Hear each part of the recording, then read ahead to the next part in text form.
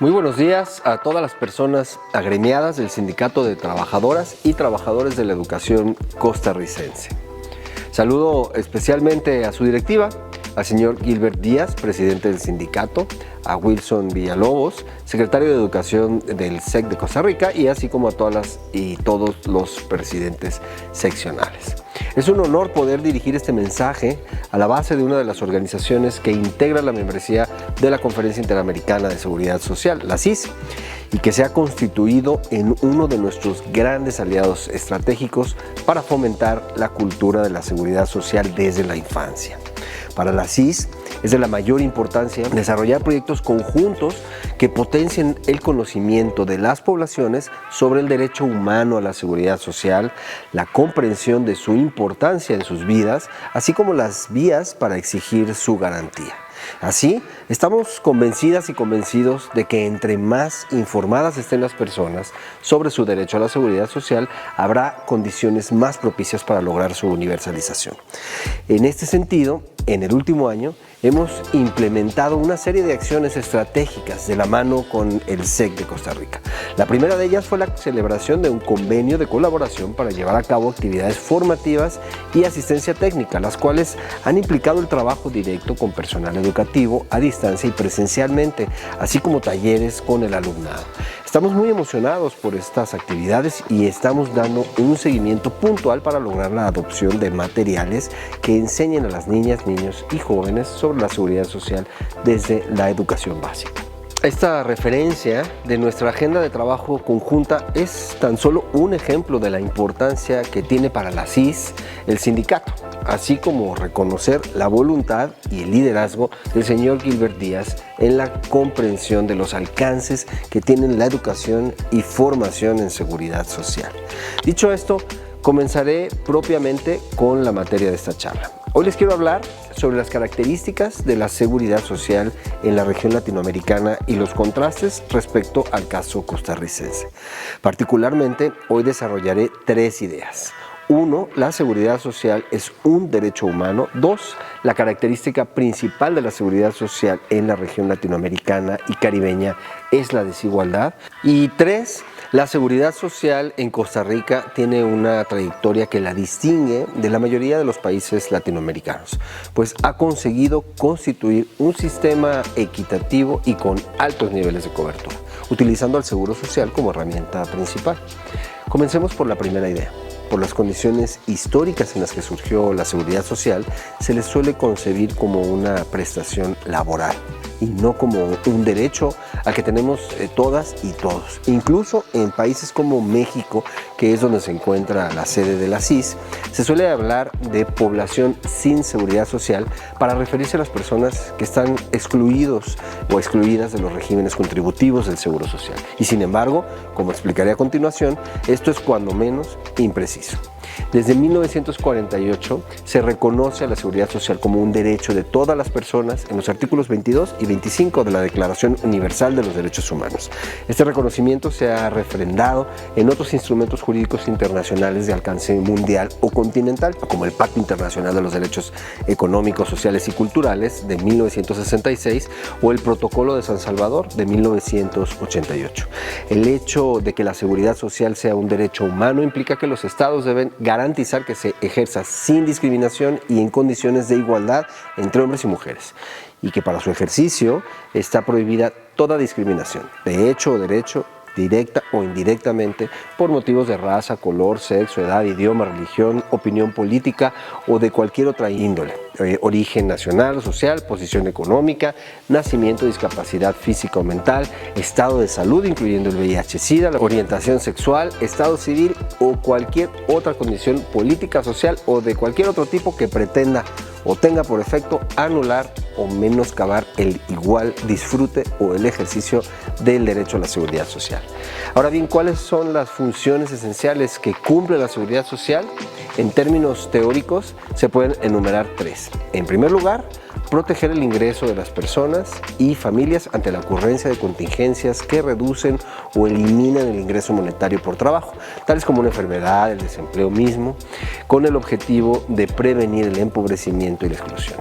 En segundo lugar, subsidiar el ingreso, especialmente de personas y familias que ya están en situación de pobreza. Y en tercer lugar, garantizar el acceso a la asistencia médica para prevenir y atender gastos catastróficos. Estas tres funciones se materializan mediante 9 prestaciones. La primera, asistencia médica; la segunda, vejez; la tercera, invalidez; la cuarta, sobrevivientes; la quinta, desempleo; la sexta, familiares; séptima, enfermedades; octava, maternidad y paternidad; y novena, accidentes de trabajo. Para proveerlas, se puede recurrir a 3 instrumentos distintos. Por un lado, los regímenes contributivos, que requieren algún tipo de aportación monetaria previa a la ocurrencia de la contingencia asegurada. Generalmente, estas aportaciones están basadas en el salario o en los ingresos por trabajo. Suelen contemplar recursos tanto de la parte empleadora como de las y los trabajadores, y en algunas ocasiones del gobierno. En este caso, el tipo más común de régimen contributivo es el seguro social, que implica cierta redistribución del ingreso, aunque en algunos países también existen esquemas de ahorro individual que no suponen redistribución o solidaridad alguna. Por ejemplo, el actual sistema de pensiones costarricense contempla un componente de seguro social y otro de ahorro individual. Por el otro, los denominados regímenes no contributivos se suelen financiar con impuestos generales y por lo tanto no requieren algún tipo de cotización de las personas que reciben la prestación. Este tipo de regímenes pueden ser de cobertura universal, por ejemplo las pensiones por vejez provistas a todas las personas mayores en países como Bolivia o aquí mismo en México, o también pueden ser focalizados y establecer criterios de acceso como ingreso por debajo de un umbral, como ocurre en las decenas de programas de transferencias condicionadas que existen en la región latinoamericana. Y finalmente, un tipo de instrumento que resulta ajeno a la mayoría de los países latinoamericanos, pero que es común en los países americanos angloparlantes, corresponde a los esquemas fiscales. En este caso, los beneficios pueden ser exenciones fiscales o la devolución de recursos a personas o familias con ingresos inferiores a un umbral preestablecido. Los estados pueden emplear uno solo de estos instrumentos o una combinación de ellos para garantizar que toda la población en sus territorios cuente con protección y subsidio del ingreso, así como el acceso a asistencia médica de manera equitativa y sin discriminación. Una vez explicado esto, es momento de proceder con la segunda idea. Como comenté hace un momento, los sistemas de seguridad social latinoamericanos surgieron estrechamente vinculados con el funcionamiento de los mercados laborales, específicamente para cubrir a las personas en una relación de subordinación laboral, reconocida de manera formal y principalmente en los sectores más dinámicos de la economía como el industrial. Esto implicó altos niveles de exclusión y la fragmentación institucional de los sistemas. Según Carmelo Mesalago, al iniciar la década de 1980, la cobertura de la seguridad social alcanzaba a 61.2% de la población de América Latina, aunque había casos en los que la cobertura era notablemente baja, como El Salvador, Honduras, República Dominicana o Nicaragua, donde era inferior al 10%. No obstante, en países como Costa Rica, Argentina, Brasil y Cuba era mayor al 75%. Gran parte de la población excluida estaba compuesta por las personas que trabajan en el sector informal, por mujeres y personas que no participaban en el mercado de trabajo, así como integrantes de pueblos indígenas o poblaciones racializadas y las disidencias sexogenéricas. También cabe mencionar que en muchas ocasiones esta cobertura no otorgaba un nivel de protección homogéneo entre las personas incluidas. En la mayoría de los países latinoamericanos se establecieron regímenes diferenciados por grupos ocupacionales. En el caso extremo de Chile, a inicios de la década de los 70, había decenas de instituciones que proveían de manera independiente diversas prestaciones de la seguridad social a distintas poblaciones objetivo. Además, ante la necesidad de cubrir de alguna manera a las poblaciones excluidas de los regímenes del seguro social, varios gobiernos de la región latinoamericana crearon instituciones para otorgar principalmente servicios de salud y en menor medida pensiones por vejez u otro tipo de transferencia, aunque con niveles sustancialmente menores de protección. Esto abonó a la fragmentación e institucionalizó la desigualdad como característica fundamental de la seguridad social latinoamericana. Ya en las décadas de los 80s y 90s se reformaron diversos ámbitos de los sistemas de seguridad social, concentrándose en tres tipos de cambios siguientes. 1. La privatización total o parcial de los regímenes de pensiones. 2. La privatización total o parcial de los sistemas de salud o su descentralización. Y 3. La focalización de los programas en la población en situación de pobreza. La mayoría de estos cambios estaban orientados a reducir los compromisos financieros del sector público. Y si bien este objetivo general se logró en menor o mayor grado, se avanzó poco en la búsqueda de la equidad en el acceso a la seguridad social. De esta manera se estancó o redujo la cobertura, se profundizaron desigualdades territoriales y de género y se acentuó la diferenciación entre la población cubierta y la excluida del seguro social. Con el cambio de siglo hubo una expansión notable de la cobertura en gran parte de la región. Por ejemplo, Alberto Arenas de Mesa expone que en el 2000 solo 51.5% de la población latinoamericana de 65 años y más recibía una pensión por vejez. Para el 2017 esta cifra había llegado al 76.2%. La mayor parte de este crecimiento se dio mediante las pensiones no contributivas, pues pasaron de cubrir al 3.8% de la población al 22.8% de la población en el mismo periodo, mientras que la cobertura contributiva apenas pasó de 48.1% a 55%. En el caso de las prestaciones familiares, particularmente en el de las transferencias monetarias condicionadas para hogares con menores a cargo, la cobertura pasó de 0.3% a 21.8% de la población latinoamericana entre 1997 y 2012. Con todo, estos programas no contributivos suelen otorgar prestaciones con montos notablemente más bajos que los garantizados por los esquemas del Seguro Social.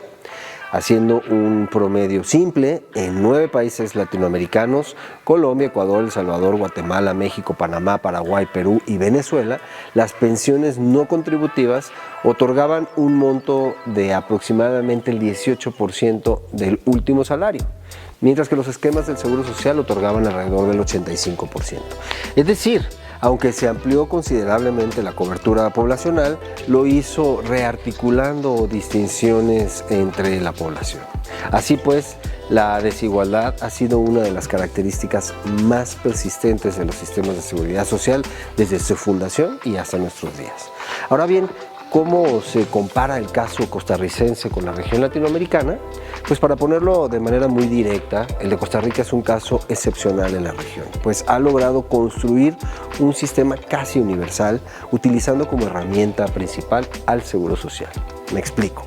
Durante sus primeras décadas de funcionamiento, el sistema de seguridad social costarricense, cuya pilar fundamental es la Caja Costarricense del Seguro Social, compartía características con otros dos sistemas fundados en el mismo periodo, aunque la diferencia principal radicaba en que estaba mucho menos fragmentado, en buena medida atendiendo las recomendaciones de la OIT, la Organización Internacional del Trabajo, en aquel periodo. La cobertura estaba orientada a personas en relación de subordinación laboral, con empleos formales. Por lo tanto, era limitada y se concentraba en las zonas urbanas con mayor desarrollo industrial. Una particularidad del caso es que la afiliación era obligatoria solo para las personas de trabajos bajos. Estos factores influyeron fuertemente en que la cobertura estuviera seriamente limitada durante los primeros 20 años de operación. Entonces, ¿cómo fue que el sistema de seguridad social costarricense avanzó en una ruta universalista, distanciándose de la mayoría de los países latinoamericanos? Es importante empezar diciendo que la universalización de este sistema se debe a un conjunto de decisiones tomadas a lo largo de distintas décadas y no necesariamente son el resultado de un plan preconcebido. Es decir, es el resultado de un conjunto de decisiones y acciones tomadas en situaciones concretas y cambiantes, que en última instancia han traído la ampliación equitativa de la cobertura. Es por este carácter histórico y hasta cierto grado contingente que no podemos dar por sentado el carácter universal de este sistema y por lo que todas y todos los actores involucrados deben velar permanentemente por la conservación de este baluarte. El primer paso decisivo hacia la universalización se dio en 1961 con una reforma constitucional que establecía un plazo de 10 años para que se lograra cubrir a toda la población costarricense. Para cumplir este mandato, en el 71 se eliminó el criterio que hacía obligatoria la afiliación solo para las personas de menores ingresos, por lo que a la par crecía la población asegurada, también lo hacían los ingresos de los que disponía la caja. Otro paso importante fue la transferencia en 1973 de los hospitales públicos administrados por el gobierno y que atendían a las personas sin acceso a la seguridad social al control de la caja. Con esta medida se superaba la segmentación de la población en cuanto a servicios curativos que solía distinguir entre personas aseguradas de las no aseguradas, a la par que se ampliaba la atención en salud para la población que no estaba afiliada. Aumentó la oferta de programas que otorgaban servicios sociales y transferencias a este sector. Además, en el caso del Fondo de Desarrollo Social y Asignaciones Familiares, creado en 1974, el financiamiento provino de una combinación de recursos provenientes de las contribuciones al Seguro Social e ingresos fiscales. Y finalmente, un avance importante en términos de la equidad fue la creación de los equipos básicos de atención integral a la salud, mejor conocidos como EBAIS, bajo responsabilidad de la Caja Costarricense del Seguro Social. Con eso se fortalecieron las actividades de salud pública y preventiva sin distinguir entre población asegurada y no asegurada. Incluso cuando en otros países de la región latinoamericana se impulsaron cambios radicales en los sistemas que en última instancia produjeron reducciones en la cobertura, como las privatizaciones de los fondos de pensiones, en Costa Rica se logró retener un fuerte componente solidario y público del sistema, contribuyendo a la garantía de la seguridad económica en la vejez. Es evidente que la senda tomada por Costa Rica los ha distinguido positivamente de la mayoría de los países latinoamericanos, con un caso quizás solo comparativo con Uruguay. En estos casos se combina una cobertura amplia con equidad en la protección que recibe la población.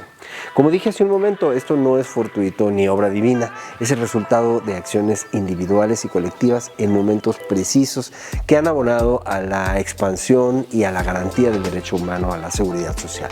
Y por esta misma razón es fundamental que todos los actores involucrados tengan un compromiso permanente con la continuidad y expansión de la seguridad social.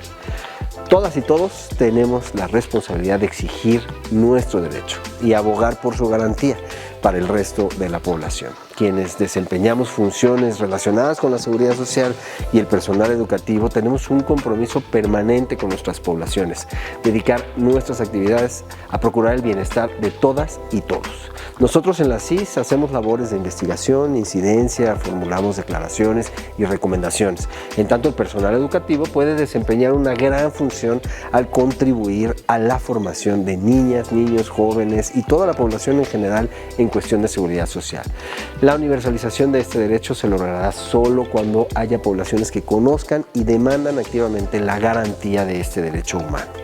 Muchas gracias por su atención. Nuevamente agradezco la invitación a participar en esta asamblea y les deseo el mayor de los éxitos en la jornada. Saludos fraternales desde México.